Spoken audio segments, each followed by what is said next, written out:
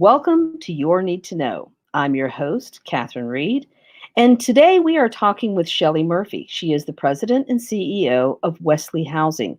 Wesley Housing has been around for over 40 years, and if you haven't heard of them, you're not alone, because until recently, I had not heard of them either. So welcome, Shelley Murphy. We are all awaiting the story of Wesley Housing. Oh my, thank you, Catherine. So Wesley Housing was founded in 1974 out of the Methodist Church, the local Methodist churches who came together to look at social justice issues and decided that housing was one of the issues that needed to be addressed.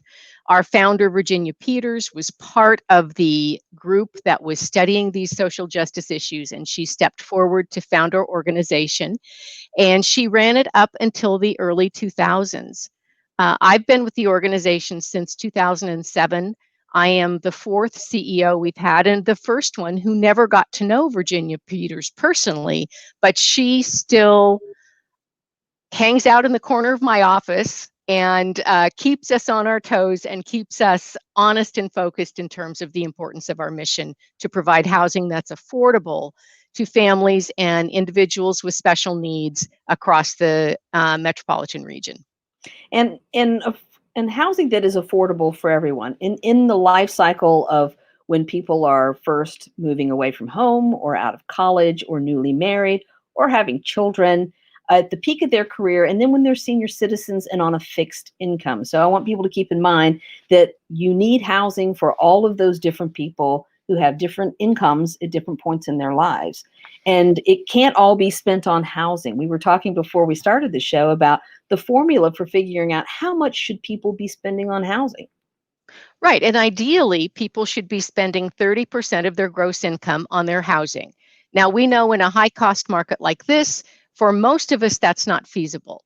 But particularly for those people who are at lower income levels, if they have to spend significantly more than 30% of their income on housing, then it isn't a lifestyle choice, it's a life choice. Am I going to pay my rent or buy food for my children? Am I going to pay my rent or get my medicine? And so that's why we feel so strongly about the mission that we serve to build people in the community up. And Catherine, you were talking about people in different points of the economic life cycle, if you will. But the people that we serve make on average less than $30,000 per year per household. Over 80% of them are non-white, and many of them are immigrants. And these are the folks who work in our service economy. They are the ones who clean our office buildings, they clean our homes. When we go to the doctor or to the hospital, they are the people who work in the low-wage jobs in the medical industry. They drive the Ubers and the Lyfts. They work in the restaurants. They are sometimes the waiters, but sometimes they're the dishwashers and the people who do the behind-the-scenes work that keep our economy running. And right now, they're the ones who are the most damaged by what's going on. You know, and that's the thing. We've always talked, particularly in Northern Virginia, where it's high density living. It's not like the rest of the Commonwealth of Virginia. Mm-hmm. We have a lot of people, all of them need housing. And so we've talked about solutions on and off. The city of Alexandria has, Arlington has, the Fairfax County Board of Supervisors has. We need more housing that people can afford. And yet with COVID-19, we have really revealed what was already always there. And it's gotten to the point where it's crushing, based on two things: overcrowded housing, particularly in minority communities, Mm-hmm. is exacerbating the spread of COVID. And the evictions, trying to protect people from being evicted so that we don't end up with massive numbers of people on the streets, which also poses a public health issue. This affordable housing is not a luxury. We've always needed it. It's always been a critical need. Yes. But now we're seeing it in a different light. We really are. And I know one of the things that we've been working on is in addition to providing the housing, we develop the housing, we manage most of our own properties, and we also provide resident services. And normally we provide a baseline resident services housing stability platform where if people have difficulty paying their rent, we can link them to services. We provide employment services in a coaching model. So if someone needs a better job or a different job or someone to intercede with their employer, we can step in and help there. And then we have other programs at our larger properties in particular where we have community centers, might be after school programming, it might be certificated programming for adults so that they can get a better job, those kinds of things. But with COVID, we have taken our entire resident services team and pivoted them to doing core housing stability, linkage, and referral. We are stepping up our food assistance. We are reaching out proactively to every single household to check in and say, how are you doing? What do you need? You didn't pay your rent this month. Let's help you get some rental assistance so that you don't get so far behind. And so, obviously there are protections in place to help prevent evictions in Virginia and DC, but that's not the business that we're in anyway. So we are working very hard to make sure that we can assist our folks in meeting their rental payments and have access to other resources, because very many of them have either lost their jobs or had their hours cut so much that they are in significant financial distress. So you've been there for 13 years, and you Mhm. mentioned you were the fourth CEO, but you've Mhm. almost doubled the number of units that you have. And that's a heavy lift in 13 years, especially the cost of land is so expensive in Virginia. Popping over the border to DC has its own sort of regulatory issues. So this is a tremendous amount of work to have nearly doubled the number of units. How have you managed that?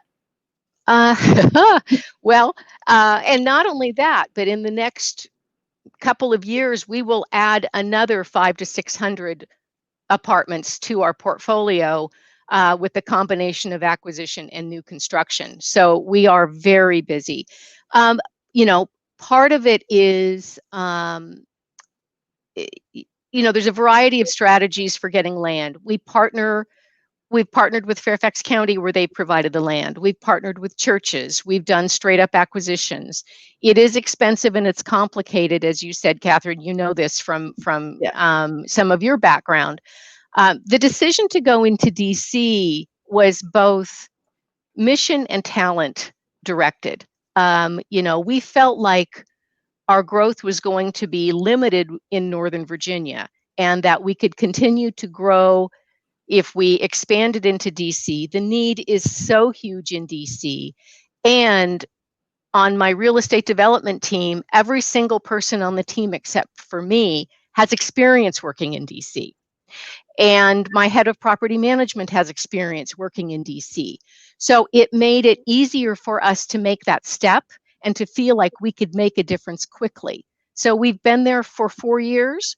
We acquired our first property, which is just completing its renovation right now. And we've now owned 3 other properties, 2 of which will be starting renovation. The second one is in construction now. The third one will start renovation next year. And the fourth one, we're just a whisper away from getting funding where we can tear it down and double the number of units in a new construction project. So it's been very successful for us, again, in an area where, if it's possible, the need is even greater than in Northern Virginia, because if you look at the gentrification patterns in DC, they are off the chart. Oh, and let's talk about the fact that it's you're trying to keep affordable housing from Yes. being torn down. Mhm.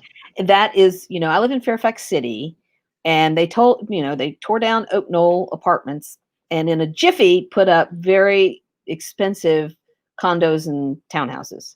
And Yes. so to lose that in a city that's 6 square miles and have those apartments come down and not be replaced is Yes. also, it just creates a greater need. You're just putting those people someplace else in search of the housing that's just been torn down. And that's true across the DC metro area. Alexandria has been pretty open about the fact that it's lost 90% of its market affordable housing that's affordable based on age, condition, location. But that's the same thing is true in Arlington, Fairfax, DC, the amount of naturally occurring affordable housing is decreasing because it's too easy to buy it up, do some cosmetics, and then raise the rent to the point where the people who are living there are either going to be severely rent burdened or displaced. And so we have to pay attention to that too, that it's not just a matter of raising something, tearing it down.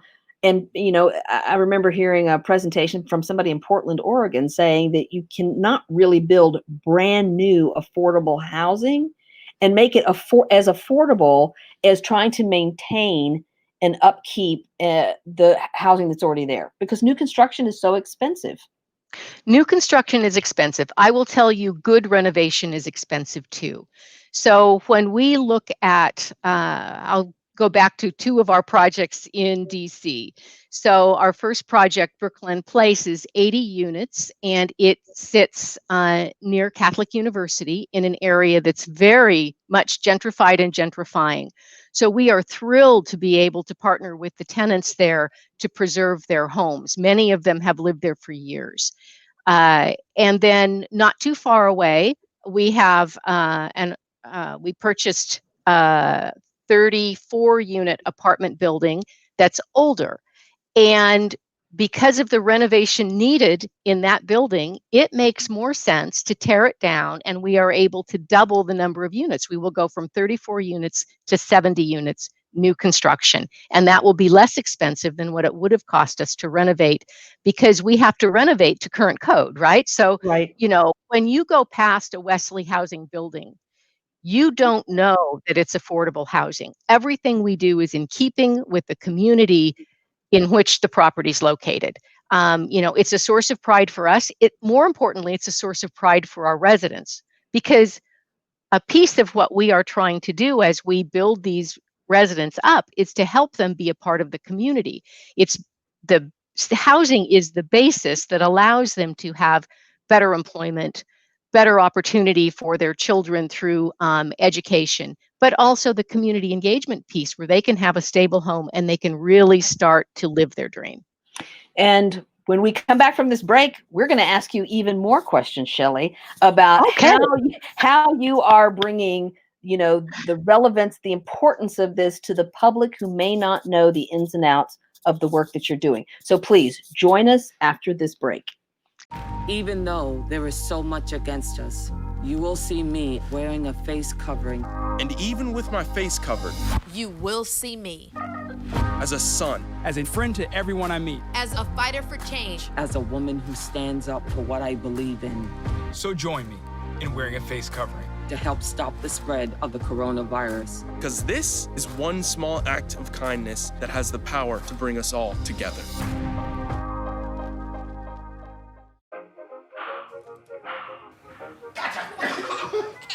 I surrender. All right, pal. Get ready for the day, buddy. Hey, Dad. Hey, Dad. Do we have a gun? What's up? Do we have a gun?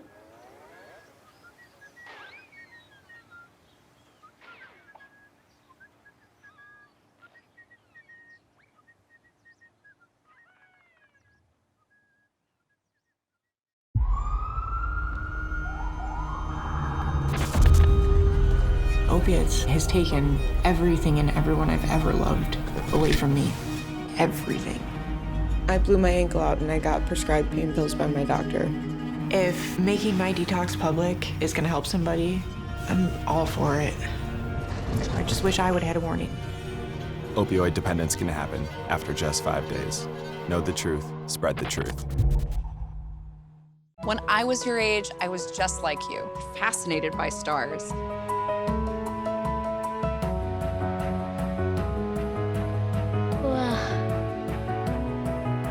But now I get to search for life in the universe. And who knows, maybe life is looking for us too. So we're like aliens to them? Yeah.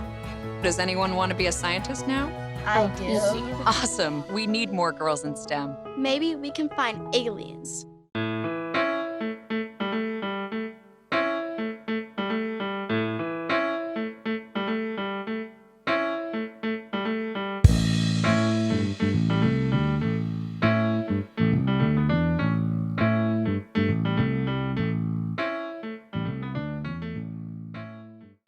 Welcome back to Your Need to Know. I'm your host, Catherine Reed, and joining me today is Shelley Murphy. She is the president and CEO of Wesley Housing.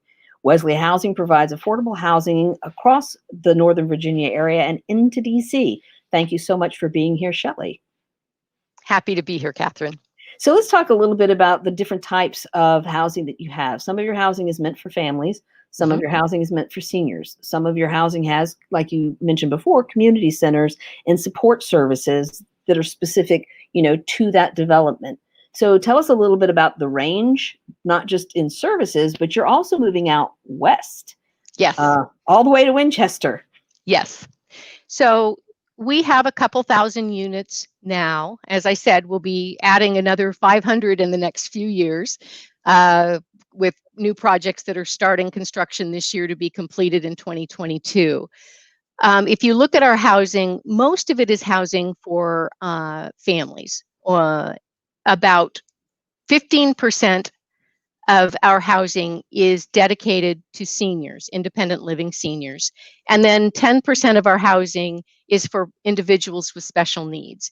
And that varies greatly. We have some housing for people with brain injuries. We have housing for people with developmental disabilities. But in everything we build, we have set aside units for individuals with special needs, and we have a couple of properties that are dedicated for special needs. So that's an important part of what we do. From a resident services standpoint, I talked about the housing stability piece of what we do and a little bit about the programming that we bring to families through our community resource centers. At our special needs and senior properties, we also, in addition to the linkage and referral, which feels different because their needs are different, we do a higher level of social engagement, because what we want to do is make sure that we are mitigating isolation and the things that can happen as seniors get older and are living alone. So we try to encourage social engagement, everything from bingo to birthday parties to whatever it takes to get people out of their apartments. Now, obviously, COVID has changed all that, which is why we're doing the phone calls, the wellness checks, the things like that to make sure that people are okay until we get to the time, this is not going to last forever, when we can restart programming. And actually, we are just going to restart programming in September by opening our computer centers and our business centers.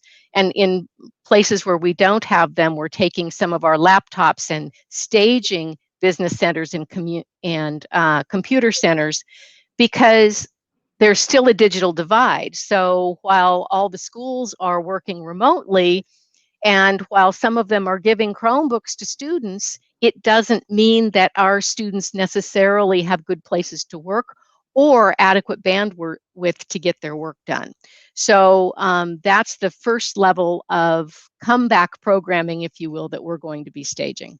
Well, this is very important and very timely. I sit on the board of Bright Paths, and one of the things that Lisa Wetzel is doing is she's spearheading a back to school campaign to get 6 months of internet access for families where the students have a MiFi device. And I think Capital One made sure that everybody had a MiFi device, but they're living in apartment buildings that are so old that they can't actually connect to the internet from their apartments. And so Bright Paths is spearheading, and we're trying to get our families that we serve 6 months of broadband, whoever serves their building, so that their children can actually connect to their virtual classrooms. And I think these are things that people never anticipated. When you talk about ages of buildings and where sometimes it's easier to tear it down than to do the necessary renovations, these are some of the things you have to look at, literally structurally. Yes. And we face that same issue with some of our older buildings or the garden style apartments, where you have to figure out how to provide access to multiple buildings, right? So, this is our way of trying to solve it, in addition to trying to help our residents who qualify to get the lifeline internet services that are available through the local provider, whether it's Comcast, Cox, or Verizon. Right. And so I think people need to understand that all of these are factors, and we'll never be the same. After things go back to normal, some of the things that we have learned to do virtually, people are going to continue to do virtually. And so it becomes really necessary for the new buildings that are going up to factor in the fact that, going forward, everybody needs to be able to tap into broadband or the internet so that they can do what they need to do from where they are. And I just don't think most of us ever thought in those terms until this happened. Right. And so for the buildings we've been building in the last few years, they all come fully wired to every apartment. And now in some of the buildings that we will be putting up going forward, we're actually working on providing Wi-Fi to every unit and building that in somehow. We don't have it all solved yet as part of the rent.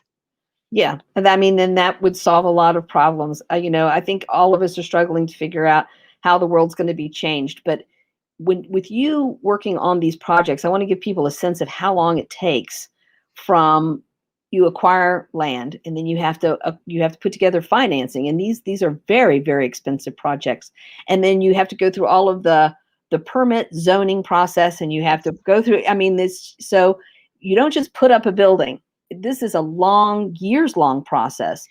Yes, a fast project is 5 years. Wow. And that's because most of the time we have to go through some kind of zoning or entitlement. So you acquire the property, you put together your plans, you go through the public process, you get your zoning or entitlement. Then you have to start putting together your financing, which means you're competing for tax credits, which bring in the equity that we need. If you buy a house, you get mortgage debt and bring in the equity. And we are doing the tax credits provide the equity for that. So it's a long process. It's a long process. And then you've got the renovation or the construction cycle, which is going to take at least a year. And if it's new construction, it can take 2 years. I think one of the most devastating things that happened this year, and this has been a crazy year of horrible things happening, was the project that burned just burned in Alexandria. It was in oh the my district. gosh. I mean, I talked to Rodney Lusk about that. He had just been, elected supervisor of the Lee district, and it's like, and there's a fire, and it was just catastrophic. I mean, they're rebuilding, but just to give people an idea, of where they were and how far back it's been pushed. But who would have ever considered that something like that could even happen? We think about it, and we've actually increased our insurance coverage on our future projects as a result. It was just the craziest thing. Mm-hmm. And again, where it's more densely populated. And so we talked a little bit about, you've got a project going up in Winchester, which people think of as rural because it is more rural. Closer you get to DC definitely has more needs than anybody else. But you have a lot of projects, or you're kind of based in Alexandria. And Alexandria also has a lot of needs. So kind of as you move west, it's less dense. There still is tons of need for affordable housing. But you are in places where really the need is, you'll never catch up. Do you ever think about that? You'll just never catch up? Well, we'll never catch up, but I always have hope. Another piece of my job is, working on the public policy side to try to make changes. So I always have hope that on the public policy side, we'll be able to make some changes that can change the trajectory of the curve to provide more rental assistance or more secure financing for new projects. There's any number of levers that could be pulled that would help us be able to increase affordability of housing to the very many people who need it. Only about 20% of the people who need affordable housing can find it. Everybody else is either overcrowded or rent burdened or both. So you belong to a lot of associations. Like I've looked at you sit on so many panels, commissions, boards, but it gives people a sense though that there's a lot of people working on this issue, and maybe it's not in the public eye, or people are just not aware that all of this effort and all of these organizations and elected officials at the county and state level are all giving their best effort to try to figure out how to provide more of this housing, how to build it, where to put it. But you must spend every waking hour either at your day job or serving on one of these committees. Yes, it is a busy, it's a It's not an 8 to 5 job, but it is my passion. So it's very easy for me to go from, what we do during the day to whatever the evening meeting is. I have an evening meeting tonight. I have an evening meeting tomorrow night. It just happens. We're just zoomed to death these days. But, one of the things that's changed in my time at Wesley Housing is the understanding of the need for housing that's affordable in each of the jurisdictions in which we work. There's been a real change in the level of public acceptance, in the amount of local support for development, and in putting some creative programs in place that make it easier for us to either develop or preserve the housing that's needed in the communities. So you're right, there are even more people working hard at it. And, now that we're talking about social justice and the issues around race, it's even more important because really, if you think about some of the issues around racial inequity, housing sits at the center of that.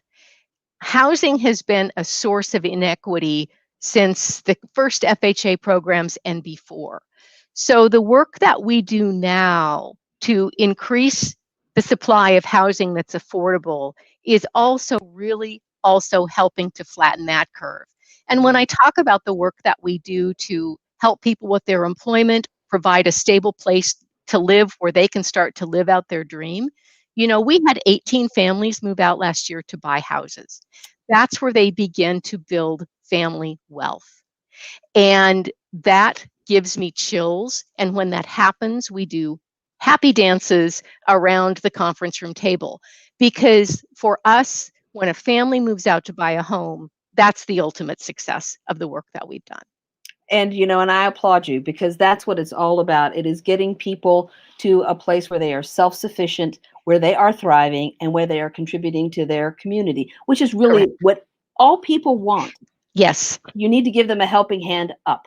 And so it doesn't matter if you're making $20,000 a year or $120,000 a year. At the core, we all want the same thing.